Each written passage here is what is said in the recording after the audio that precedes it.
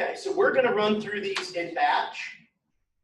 Hopefully everybody can still see these, and hopefully you all can hear in the audience. But what we did, like we've done in the last several years, is we filled out one 1094C. You need to change what screen. Oh, you're right. I need to share the desktop. Yeah.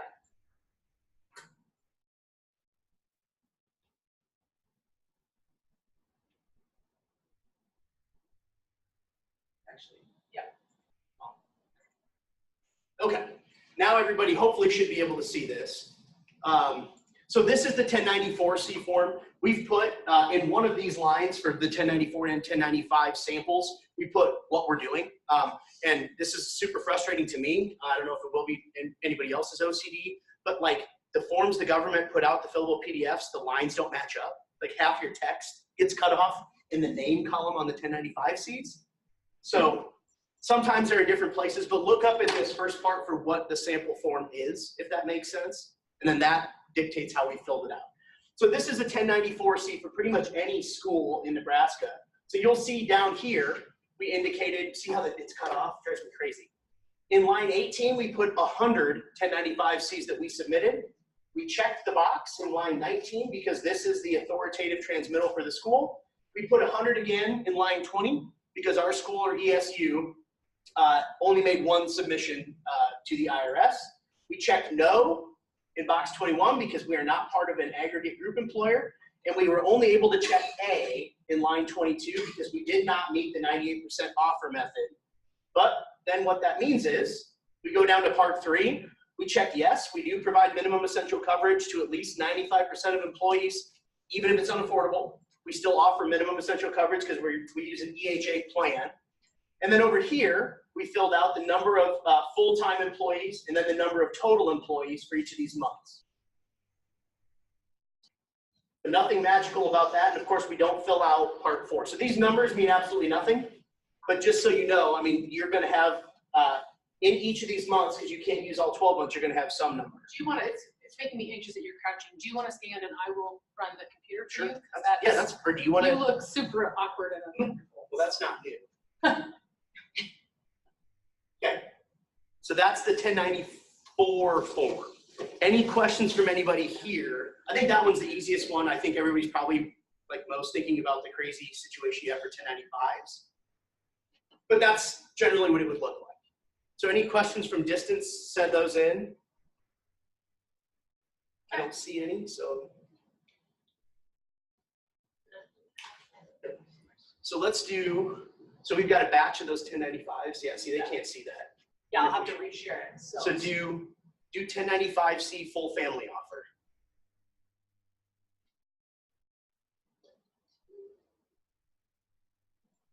Stop share and share again. We send the samples on the links. Yes. Oh, yes. So all of these samples will go out with the recording and all of these materials again. So there will just be one place that you go to get all this stuff. So Sherry already should have sent everybody the link to some of the initial materials, but we'll send out all of that stuff again, some in duplicate. But you'll end up having 2 links to the same home for all this stuff because we'll add the recording and the survey. Yeah. Okay, so now we're on to the 1095s. We're filling this out for individual staff members again. So here, because it cuts off the text, if you look in line 3, this is a full family offer of insurance. We put it that way so as to talk about it how you all talk about it, but really what this means is this is probably a teacher or an administrator that we offered. We will pay for full family or whatever you want to enroll. The district will pay the premium for that. And let's assume that that person enrolled, right? And this is a superintendent or a teacher that was there all 12 months of the year. They are getting a 1A qualifying offer all 12 months, and they are 2C in line 16 because they enrolled. There is nothing in line 15. So that's simple. That's going to be a majority, I think, probably of the forms that you're going to fill out for this purpose is going to look just like this if they took your insurance. Delete 2C real quick. Well, actually don't. If they didn't take the insurance, the only difference in this form, it would say full family declined enrollment. It would just be 1A in this box and nothing in 15 and 16. I think that's probably the 2 most common forms that you're going to have, right? Is a 1A offer, and then whether 2C is checked in line 16 is just a matter of whether they took the insurance, whether they enrolled or not. The most common question I got after this webinar last year when people started doing their forms is, it's really weird because I ran a bunch of forms and it just has like this tiny, all that drama, and all I did was fill out this one thing. Yep. Okay, so now, if you want to stop share on this one, go to the, just go to the find. Okay, go to the full single.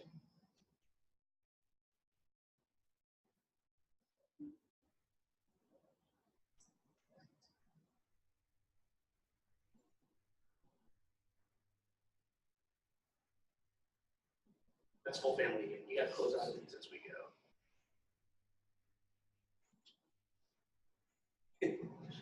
This is why I was crouching, by the way. I had this whole system in my head how to do I'm this. sorry, Bobby. You could. No, you're good. Okay. So now we'll share this one. I thought about, can we share the screen? That way anything comes up. But okay. So this is a full single offer as you define it. What that means is, of course, if they wanted to enroll their dependents, could they? Yes. Yes, right. Now is where you nod your head, because some of you are being recorded, right? Okay, so the full single offer to the employee means that's what we've told them we'll pay for. Of course, the question to, can I pay out of pocket for my spouse and dependents, is absolutely yes. That's why it's significant, can enroll family. Because if your answer was no, we'd have to fill this out differently. But if you say to any para, you can enroll anybody you want, we're going to pay for the full single, important takeaway is that looks exactly like the teacher's offer, right? Because what's important is, how much would it have cost them to take the cheapest single that you offer? It turns out that for both the teacher and the para, they're only willing to pay the full single for. That's the same. 0 is how much they would have had to pay toward the cost of the cheapest single. So the form looks the same. And so if they take the insurance, there's 2C. If they decline the insurance, it's just 1A blank and blank again, just like we talked about with the teacher exam. Let's do Classified staff. Yeah, let's do classified staff pays half a single. Nope. I think you shared the document. You gotta stop share. Yeah, close out of the one that we're done with too. Nope. This is the one. Close out that one.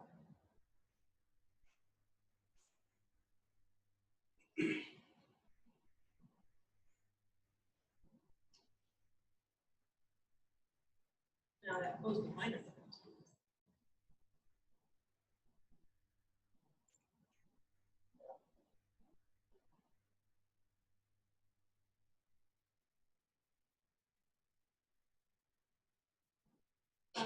That's an old PowerPoint. I know, I'm not. Do you want me to? So this is so awesome that I'm gonna do it this way though. She's the tech savvy one. Ouch. Okay.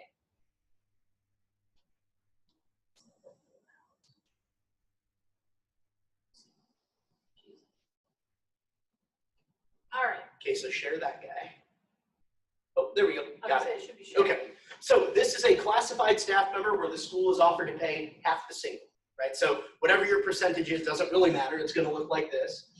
Because half the single changed throughout the year if you wanted to report it that way. Remember, if you wanted to add all of these up and divide by 12, you could do that. We talked about that rule in line 15. But if you wanted to report it with fidelity to exactly how you have it structured, this is what it would look like. This is a 1E offer code because this number here is in line 15 is more than $96.71, right? So we can't fill out 1A for somebody who has to pay half of the single, it just costs too much. But we put 1E in each of the columns and how much it would have cost for half of the single. These are all E's. Yep, those are all E's. In January through August, you'll notice that this is the same amount, and because premiums went up, that changed in September through December. So we could have added all of these up and divided by 12 and put that amount in there. Or if you collected over 9 months for your para, you would probably have January through May. You'd have June, July, and August with zeros, and you'd have September, October, November, December with dollar amounts in them if you collect over 9 months. You could do it that way. That's totally fine. Or you could, again, add all those up and put the same amount in all 12 months of 2018. So that's a lot of ways to do this correctly, now that they allow you to add the total premiums paid by the employee and divide by 12. Either way, this person took the insurance. So maybe it's a single person, the best offer that they got was from us, so they've got 2C in all 12 months, but we had to, again, code it that way because we couldn't, so I should say this. I think if you wanted, you could code this as 1E and this as 2C in all 12 months as well. But I think either way is appropriate because the IRS has said if you change any of them, you should code all 12 months. But that's how we code a half of a single. Any questions about that? So again, just thinking about like the global structure of this form, can this employee subject us to penalties? No, because they took the insurance. Okay. The only way they can subject us to penalties. So people get all kinds of like anxiety because, oh my gosh, 287 is more than the minimum amount we can charge. If they took the insurance, good news, that person cannot cost us any more than there are. Because they're not going to healthcare.gov to get their insurance. They got it from us. Okay. Let's do the new teacher. We'll have a you call it here. We've got 12 minutes, so we've only got 1 or 2 more. Okay. Qualifying offer to a new teacher who starts in August. So this is, we offer full family to our staff through negotiated agreement. We hired this teacher, signs a contract in March because we had a retirement. That person's going to start in August. So what you will see is January through July, that teacher is 1H and 2A because they're not employed by us. 1H, they didn't get an offer. Why? 2A, they're not employed. Nothing in line 15 because you don't have to fill it out if you use 1H. August is different. That's still 1H because that person cannot roll in our insurance, even though we've technically told them, yeah, you can start in September. 2D is what we're putting in line 16. They're in the wait period. They're in the window to enroll for EHA. But then in September, all the way through December, when they actually enroll in our offer, it's 1A and 2C. So this would be the same. For any person that starts in August, really, where they can't start insurance until September on the EHA plan. So whether that's a para, custodian, a kitchen staff member, anybody else, because we put 2D over code 2B, which says they weren't full-time. So even if you have to hire somebody in August that only works a week, I would still put 1H and 2D for that person. And then depending on what the actual offer to them was, that's going to dictate how you code September through December. Question? This exact, if you have a sub, the same way she subbed over 130 hours February and April. You 2B in those, or leave them blank? Yes. And then she was hired as a full-time teacher then in August. Yes, let's do that one in just a second, but that's exactly right. Yep. So if you have somebody who was subbing for you, moved in, somebody that was subbing didn't work full-time for you, but they subbed the last half of last year. And then, oh, this is awesome, somebody with a certificate moved in, let's hire them. Then we did that in August. That person is still probably 1H all the way through August because as a sub, they didn't get an offer. If they did a full-time subbing down here, it could be that line 16 is blank for one of those months, right? But if that person subbed January through May, they probably get a 2B in these columns because they weren't full-time. So this would be like a teacher and their spouse relocate to your community in December. And then in January, we find out that this person exists and have them start subbing.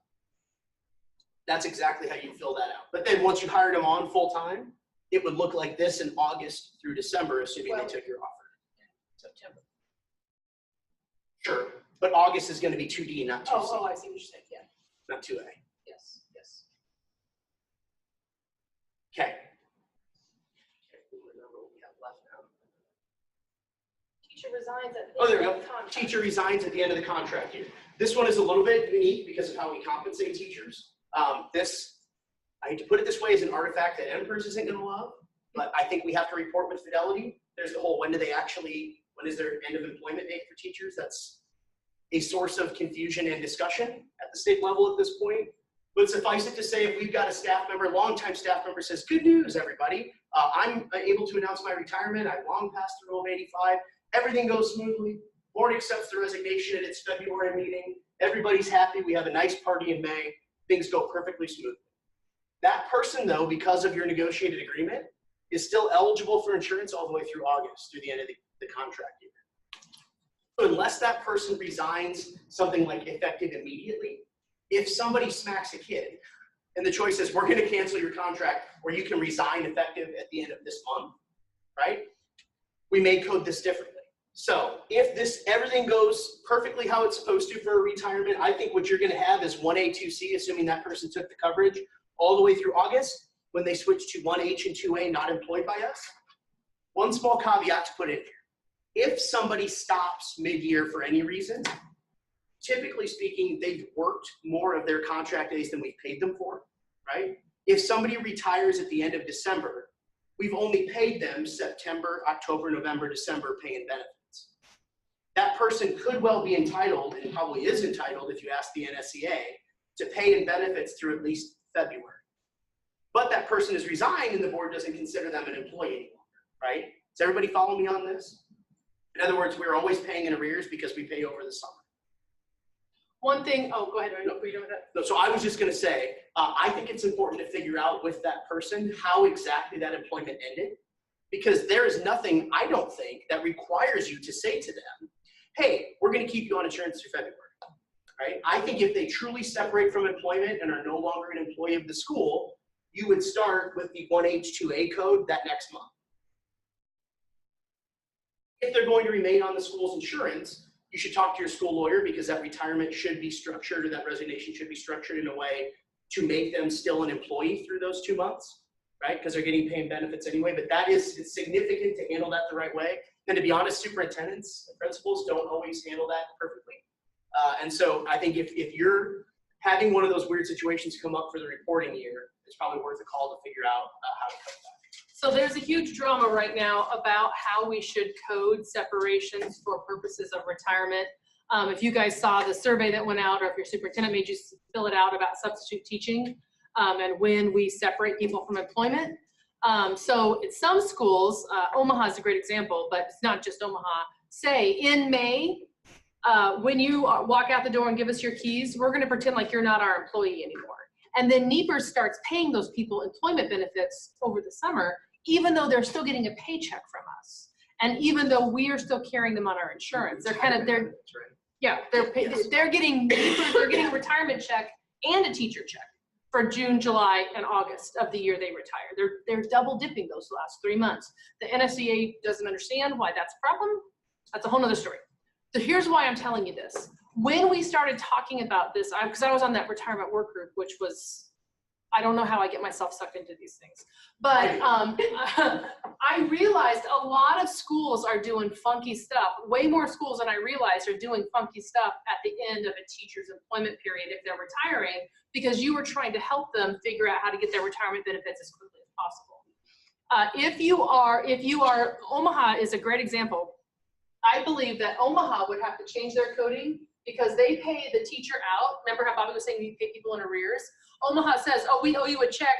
Here's $6 grand or $7 grand or 12 grand, whatever it is that we would owe them for the summer. Here's it all in one lump sum, and we're going to stop your insurance so that the teacher can start their sit-out period early. Then that person would be coded 1H in June. And the reason I'm making such a point about it is the potential tax consequences of us getting it wrong for the retirement side are enormous. So we need to make sure all of our IRS forms are consistent.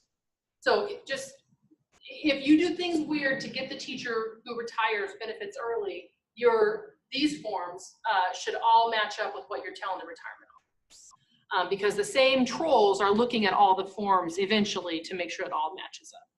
And that's, like I say, a way bigger problem than I ever realized it was. Because I thought everybody was doing it this way. So I think that's it for all of the pre-filled forms that we have. That's it for all of the new content. We're happy to do, and if you go to over here, to hit the 1095C. That's 4, hit 1095. Yeah, oh, there it is. Okay, do you want to do a choose your adventure? So anybody that's out there, if you want to sign off, that's fine. We'll continue to record this. So if anybody here has to leave, you can catch this later too. But we're happy to do, if you have specific questions. Can we get an attestation form template? Yes. I'll go back to that. Sorry. So if you don't have this form now, can I get it from them now during the middle of the year? Oh, we answered, yeah, I think Dana's question. Yeah, we will put the attestation form and the applicable large employer form, which feels like we talked about like a year ago now. We'll put both of those. We'll put both of those on the link that Sherry sends out afterwards with all of this stuff and the survey and all that. A teacher that retires in May but still receives a check through August really isn't double dipping because they're getting paid over 12 months for work they already completed, right? But to get a retirement check, you're telling the retirement office, I have severed my employment relationship with the school district. If you're still getting a paycheck and you're still getting insurance, Karen doesn't see how you're not still an employee. But what this person is articulating here is what the union's reading of it. And that's exactly one of the reasons that retirement work group is kind of ground to a halt, because we're going to ask the feds for more guidance. Can 1A only be used if the employee cost is less than $96.71? Yes. Yes. That's exactly right. That's right. If you ever have something in line 15 and 1A, you've done it wrong. Because if you can use 1A, you don't have to fill out line 15. But if you put 1E in line 14, because they had to pay something, and you're going through and you realize in any one of those months that amount you put in there is less than $96.71, you could even change that just that month to 1A, right? So if you collect over 9 months for your staff, we had this question earlier. What if we asked staff to pay $120 a month over 9 months? If you add all that together and divide by 12, right, you end up more than $96.71. So you could, if you wanted to, for June, July, and August, put 1A and 2C if they took the insurance. That's if you don't annualize it. So that's a little bit confusing, but the short answer is, if you ever have more than 96.71 in line 15, you can't use 1A. There's a question I just can't read because of the angle. In regards to the NPERS last day worked for the non-con form, are you recommending we put their last day as August 31st? That's from Kathy. No, they say the last day work, and it says on that. Put the last day work as the last day they rendered service. This is exactly the issue that we're trying to get our arms around. But understand that putting the last day worked in May, that makes this form, so if you put the last day worked as May, let me get this minimized here. Then out of one side of your mouth, you're telling the government, he left on May 15th and we never saw him again. And then here, you're saying they're a full-time employee for those 3 months over the summer and they got benefits. Remember we told you that the government doesn't care what your negotiated agreement says? They say use the common law definition of employee. Like those two things have to be If I say in May, if I say I'm gonna go stay home and raise my kids, I'm not coming back next year, you would object to my application for unemployment in June, July, and August, right? Because you'd say you don't need unemployment, you're still getting a paycheck. You can file for unemployment in September. I believe that we're going to have to unwind the NEPRS mess. So I understand why you're filling out the forms to the retirement system the way you are, but just be aware now we're filing and the retirement system turns around and files all that stuff with the federal government to qualify their plan. So we're filling out inconsistent federal tax forms the way we're doing it right now. Now I'm not saying to change it. I'm just saying be aware. And if you're, like I say, a few schools have it in their negotiated agreement that they're going to prepay. And if you're doing that, then 100%. You want to change the way you're filling out the summer months for those things. I know, it all is like this big like web of stuff that you think wouldn't touch each other, but it all does.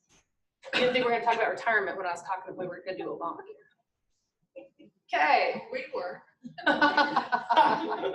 Any other questions from anybody who's still out there or anybody in here? Text them or shoot them into the chat. I was gonna say, or do you want to do a choose your own adventure? Do you want to call Or is out? everybody sufficiently ready to go? That's fine too.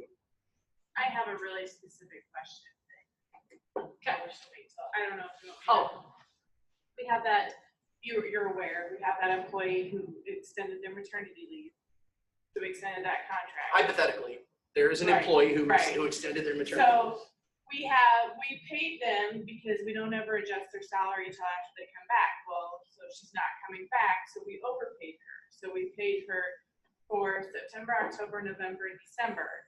Her FMLA ended in November, so she owes us salaries back because she only worked 10 days and had 13 sick days before she had her baby. So I'm sitting here looking at this going, how the heck am I gonna fill that form out? Because we've extended her contract, she's still contracted, but she's gonna pay us back those salaries over the next 2 years.